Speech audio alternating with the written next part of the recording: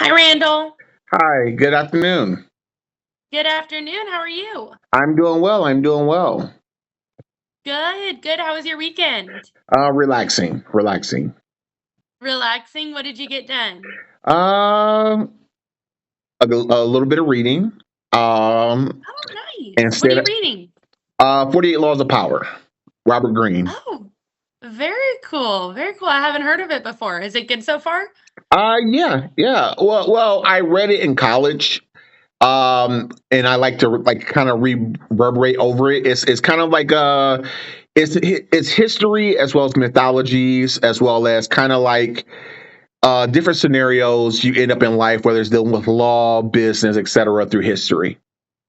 Very cool. That's very interesting. I used to be very anti-reading, but I'm trying to read. And my only thing is finding the time to. Like, I just finished a book that I started in January. No, It was great though. no, it's interesting. So, like, I played football all through high school and college. So, I was a full scholarship Uh-huh. athlete at two colleges. Yeah, I And played volleyball. oh, okay, there you go. So, I played at Yeah, ball. I played at Ball State in Indiana. Then I transferred to Howard, where I graduated from in Washington D.C. nice. Very And cool. I played at Texas A&M. oh, really? Uh-huh. So it was interesting. Ball State was number when I went. So I was at Ball State 2003 to 2005. Ball Yeah. State was the number two party school in the country behind Texas Longhorns at Really? that time period. Yeah, it was crazy in Indiana. But long story short, I was a movie buff back then, so I used to watch like tons of movies all through high school and college. As I became more older in my corporate career and stuff, I'm a news junkie now. So Okay. so like local news is like my dessert because it's so comical. It's like a whole bunch of made up stuff. But I love my international news, business news, etc. So that's what I watch 24/7 now. Oh, I love that. I love that. That's so interesting. And, I'm sure, I don't know, do you read like fiction too, or is it mainly nonfiction? Mostly nonfiction. I'm not into Yeah. the fiction reading. Yeah. Even when it used to come in films, when I watch films, I've always been more Yeah. so documentary kind of films or gangster flicks that was based on true stories. Like those are my things, or historical movies. Yeah. Like the fiction thing, it just doesn't get me for some reason. I don't know. I don't know why. Yeah, I don't like the fantasy stuff. I used to love Harry Potter growing up, but now I'm like, I don't know if I would love it at my age watching that again. I still enjoy watching it when it comes on, but I do love a documentary every now and then. But that's very interesting. Thank you. But it's so nice to meet you, Randall. I know you had talked with Lilia earlier today about this warehouse, or not warehouse, shipment management associate position with Ryder. So kind of how this conversation is going to go is I'm going to explain to you the job and the company a little bit more, and then I'll kind of pass it off to you to hear a little bit about your experience. Okay. Okay. Okay, great. So before I start, have you ever heard of Ryder before? Yes. Okay, great. So then, as you know, they're a third-party logistics company. They kind of have two buckets. They have like the transportation side and the warehousing side. This position is going to be more so on that transportation piece. So you would be working in what they kind of call like command center, but your role is going to be kind of two different pieces. One is going to be the inbound communication from different people throughout the transportation process. So that could be the truck drivers or the end client or internal Ryder employees that are reaching out to you for support while these materials that they're transporting are trying to get from point A to point B. That could be from, initial pickup to a warehouse to the end client, or just pickup to end client. So a lot of different kind of moving parts there. A majority of the communication will be phone calls, while there will still be some email components as well.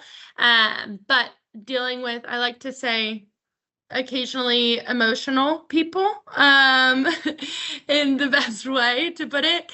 That's going to be unfortunately a piece of it. However, not always the case. I just like to, be transparent with that. When people call, a lot of the times it's because something's wrong, and sometimes there's emotions behind that.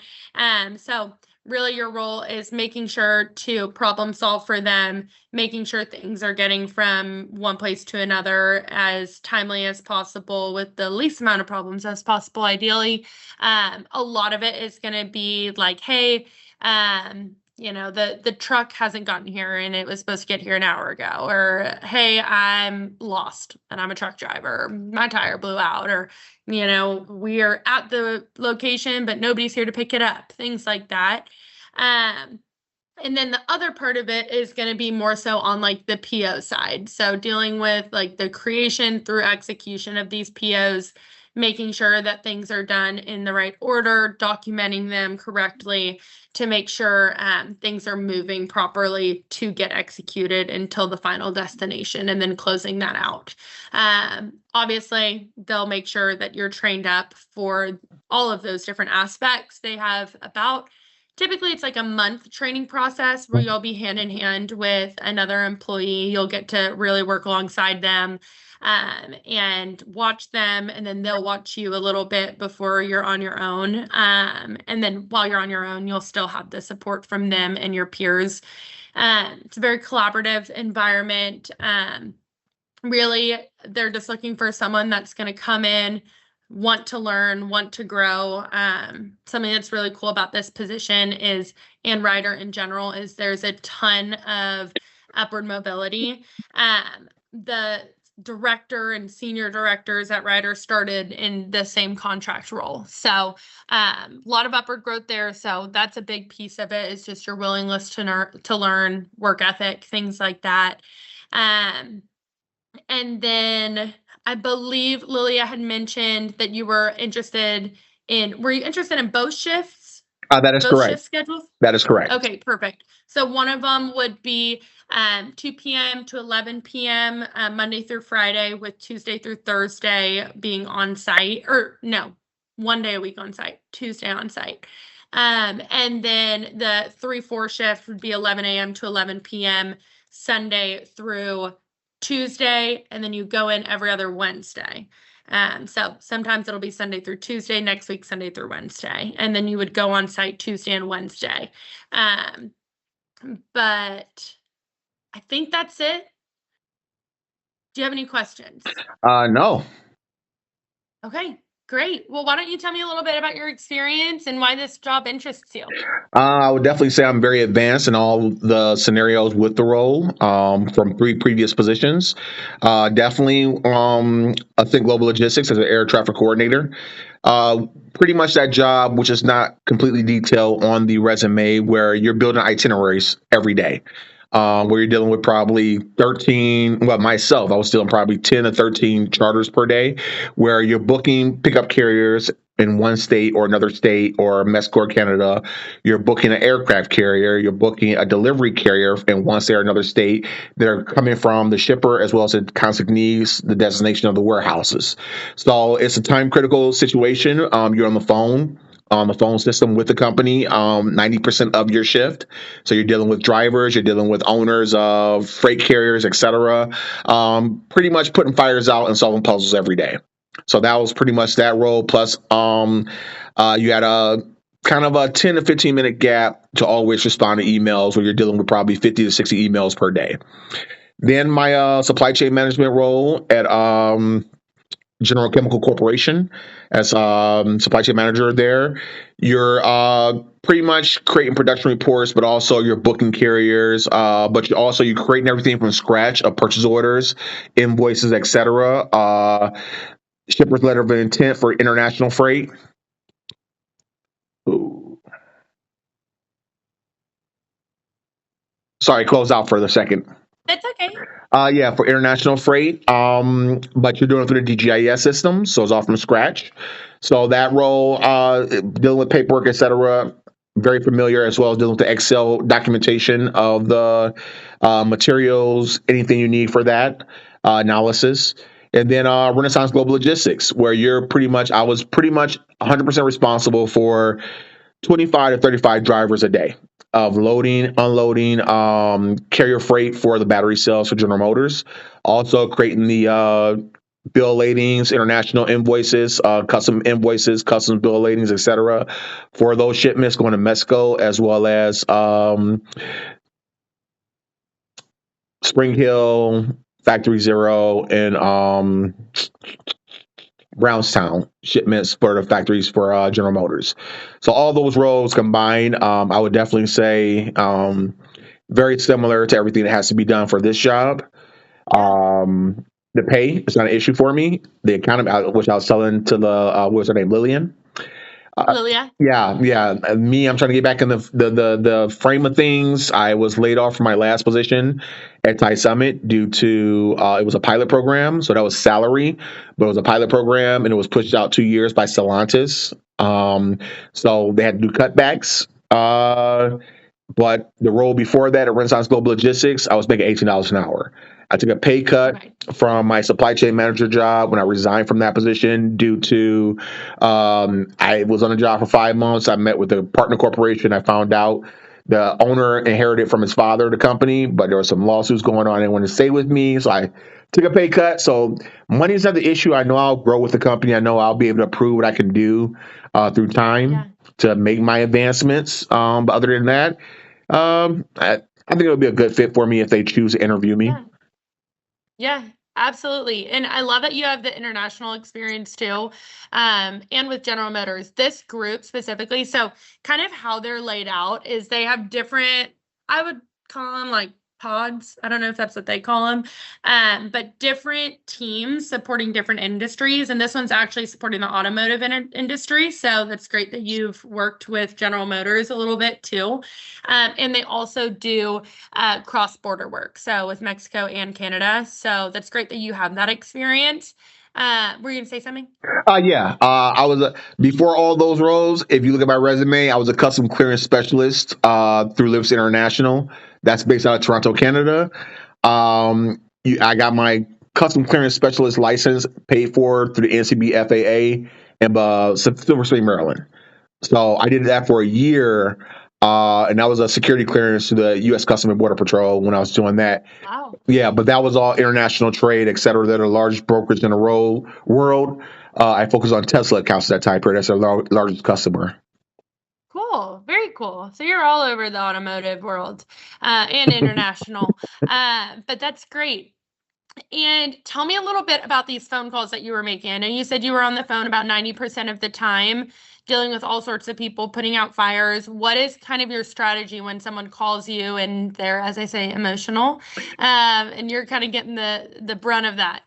I would definitely say so. I was hired in for second shift.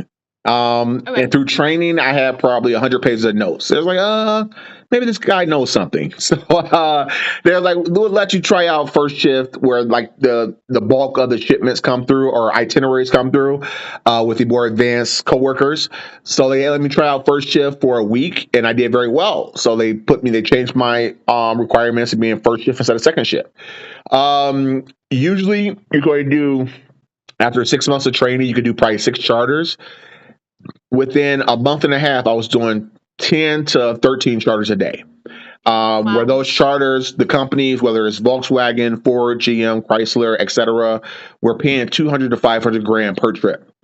I did so well that probably by my third month on the job, I got the hardest account, which was still on Chrysler, and Wow. they were subcontracted through Global Wings, based out of Florida and Texas.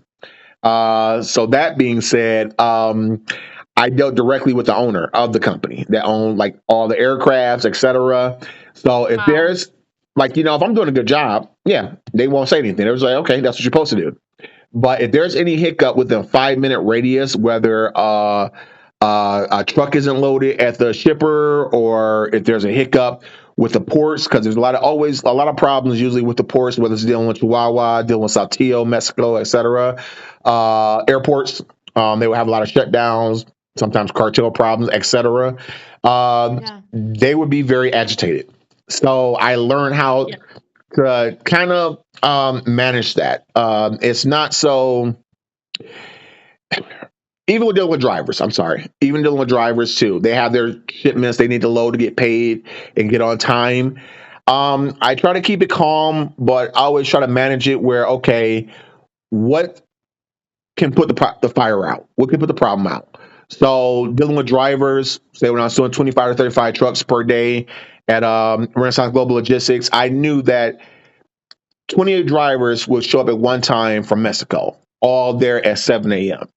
But you will have 4 to 10 drivers that's going to General Motor plants here in Detroit or whatever that would show out periodically through the day. I would separate it with like, okay, hey, look, I know these guys, and I made a routine. 7 guys can go 2 hours. The rest of you guys have to sit out in the truck. Now I know that I have to create more paperwork for the international shipments for the Mexico drivers. But if I have like, okay, like 3 or 4 Detroit drivers that's coming from different carriers that's going to be there at 9 o'clock, I'll squeeze them in because I know I'm going to create like 2 pieces of paperwork for them. But it's still a time consuming thing where I only have so many high-low drivers to get those shipments and so many docks I can put these guys in. So it's a compromising factor, and they usually compromise with it if you set a set time frame for them where they know the issue is going to be resolved. So even when I was dealing with a SIG Global Logistics, when I'm dealing with the owner of the company for Global Wings, I'm doing everything where, okay, yes, I let them know. I'll call you back in 10 or 15 minutes. I'm going to solve this issue and see what we can take the next step within 15, 20 minutes. No matter how angry, agitated it can be, that's the process. And then I call them back 15, 20 minutes, let them know, okay, A, B, C, here we go. If it's not resolved by then, I'll say I'll call you back in 30 minutes and see what I can do with the next steps until the problem's solved. Okay, great, fantastic. And kind of what is your process if, you're coming in here, obviously you've done a lot in like the air freight world. And this is going to be a little bit new. You obviously have some, similarities between your experience in this role. But let's say you go and you are shadowing and you're just watching someone do something all day. Obviously, that's not the most riveting day, to be had of just staring watching. What's kind of your process as you're trying to retain all of the information that they're giving you? Oh no, I do the same process everywhere I'm at. I usually shadow for about 2 to 3 weeks no matter where I'm at when I get hired in, whether it's with the owner of the company or with someone training me. I shadow, so I write down probably no matter where I'm at. I have probably 100 to 200 pages of notes. Even my recent Wow. role as a material planning analyst is through the Plex system, which is the most advanced system really out there now. Is the cloud manufacturing system.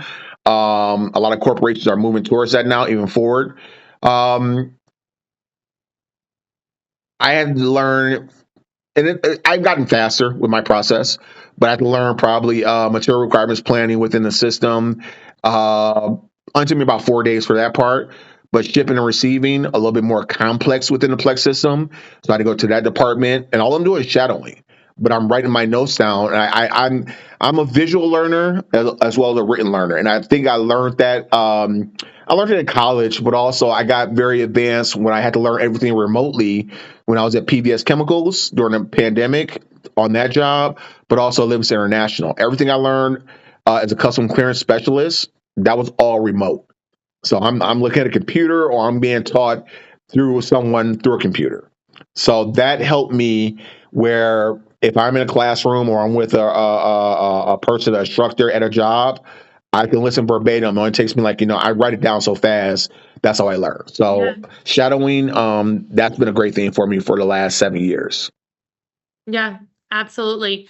And once, let's say you're done shadowing and you are off on your own, obviously you still have support there with the team around you. But let's say you face something and you were like, oh my gosh, I don't know what to do from here. What would kind of be your process to solve that? Oh, I never hesitate to ask for help. I try to look. A lot of times, a lot of companies have we want to call them kind of like Rolodexes, you could say. They can have little instructions on certain things you can look up in the system. I would sometimes try to look at that first, but I never hesitate to ask for help, whether it's from someone that's more experienced, that's been with the company for a while, or it could be a coworker. I never hesitate to ask for help when I need those issues resolved. Okay, great. This is definitely a role where like they look for you to ask questions. They want you to be taking in as much as possible, asking questions when you need to, being curious because obviously you have a supply chain background, but it's kind of niche. Every different kind of logistics type role has its own little caveats in there. So for you to be able to continue to grow and excel within the company, they're really looking for you to ask those questions. So I'm glad that you're not afraid to ask those. And then just my last question for you, Randall, is what would you say is more important, speed or quality? Definitely quality. I believe in quality and accuracy. Is most important. Speed will come with time, whatever you do, but quality and accuracy is always important because some mistakes can cost a company $60,000, $70,000, $100,000. So accuracy and quality is always the most important factor. Speed will come with time. I love that. I actually have one more question for you that I thought of. So let's say you are doing something and you make a mistake. We're human. And you're like, oh no, Randall, what have you done? This is bad. Not that you would ever make that bad of a mistake, but let's just say hypothetically, what would you do in that situation? Um, Honestly, I own up to it. As for any possibility of making a remedy or getting it corrected, but I own up to it. I rarely make mistakes because I would definitely say I'm perfectionist. But I train myself that way. So, but yes, I own up to it. And try to make any type of corrections that's need to be to handle the problem. Okay. All right. And that is it for me. Do you have any questions for me? No. Thank you for your time today. I do have a question. Yeah. You guys are going to submit it to Ryder, and then how long do they usually take to see if they want to have an interview? It should be pretty quickly. I honestly should have an update for you by the end of the day. Oh, wow. Yeah. And they would be looking to move pretty quickly. I know it looks like you're not currently working right now, right? That is correct. Okay, perfect. I would say for interviews, they would probably schedule them for like Wednesday Okay. of this week. Does that work for you? Yes, yes. Okay, great. And then I know you said you were okay with either shift. Do you have a preference in one or the other? I think one was 2 to 11, and what was the other? The other one was a 12-hour shift. 12-hour shift, but it would be Sunday through Tuesday, and then you'd work every other Wednesday. So Yeah. it'd be 32 hours and then 48 hours Yeah, every other week. I would prefer the first one, the one that's 2 to 11. So Monday to Friday, And 2 then to 11. Okay. if that's not available, I'm open to the other one as well. Okay, great. Well, I'll get with the team also, Randall. Part of our just identity verification process, we have to take a screenshot of you. Okay. It's not just for my own keeping, I promise. Okay. But I just want to let you know. Okay, I'm going to take it in 3, 2, 1. All right, perfect. There's usually a little delay, but I got it. All right. But that's it. Lilia will stay in touch with kind of next steps, and then we will go from there, okay? All right. Thank you. I appreciate it again. Thank you. It was so nice talking with you. You as well. All right, have a good day. You too. Bye.